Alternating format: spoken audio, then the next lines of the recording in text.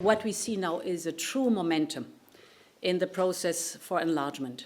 Ова што сега го гледаме е вистински моментум во проширувањето. Сакаме Западен Балкан да и се приклучи на Европската Унија и за тоа да се случи, вие треба да се подготвите и ние треба да се подготвиме. Освен што повтори дека местото на регионот е во Унијата, Урсула фон дер Лајен денеска во Скопје испорача неколку пораки. Главната за потребата од уставни измени. One day I'm absolutely convinced that we will welcome North Macedonia. Апсолутно сум убедена дека еден ден ќе ја пречекаме Северна Македонија со незиниот уникатен идентитет јазик. Сега веќе имаме 24 различни јазици во Унијата и еден ден ќе го вброиме македонскиот јазик меѓу нив. Северна Македонија веќе постигна многу. Моја желба е да продолжите. Процесот на скрининг се движи мазно, преговарачките тимови одлично работат. Имаме намера да ги отвориме преговорите за кластерот фундаменти веќе оваа година и знам дека можеме.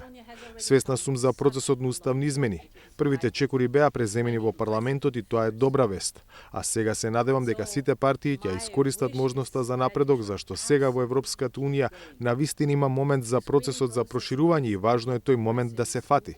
Знам дека има многу предизвици во овие процеси и сигурна сум дека ќе успеете да ја потврдите репутацијата на успешно мултиетничко општество. Втората порака и беше дека паралелно мора да продолжат и реформите, пред се во делот на независноста на правосудството и борбата со корупцијата. Третата порака е дека Унијата ќе продолжи економски да го поддржува регионот и земјава. Според шефицата на Европската комисија, намерата на Брисел е во наредните 10 години да се удвои обемот на македонската економија. Но беше јасно дека натамошните чекори зависат од измените на уставот, процес заглавен во парламентот. Што ако тоа не се случи до крајот на годината, како што е предвидено? North Macedonia is a sovereign country. Северна Македонија е суверена земја која сама си ги носи одлуките, така што изборот е ваш и затоа се надевам дека сите страни ќе го искористат моментот и ќе ги поддржат уставните измени, зашто станува збор за вашата иднина и сите партии имаат одговорност за иднината.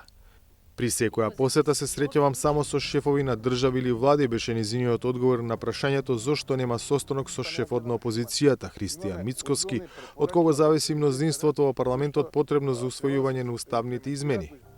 И низиниот домаќин прати нов повик до спротивниот политички табор.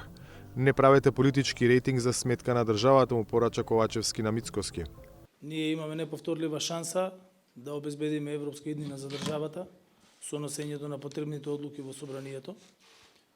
Јас се надевам дека оние кои што секогаш во историјата биле против европските интеграции и атлантските интеграции на државата, конечно, за прв пат во своето политичко постоење, во парламентот ќе покажат дека се за европска иднина на државата. Сите треба да си ја земат одговорноста во своји раце, меѓутоа пред се одговорноста пред сегашните и пред идните генерации. Со вакви работи не се калкулира, со вакви работи не се прави личен политички рейтинг, со вакви работи не сме да се игра со емоциите на граѓаните, бидејќи тоа ќе значи единствено повторување на оној лош филм кој што го гледавме 11 години во државата. Со посетата на Скопје, фон дер Лајен ја почна турнијата низ земјите од Западен Балкан. Наредната станица е Приштина, утре е во Подгорица, од каде заминува за Белград, а мисијата и завршува в среда во Сараево. За Гласот на Америка, од Скопје, Владимир Мирчевски.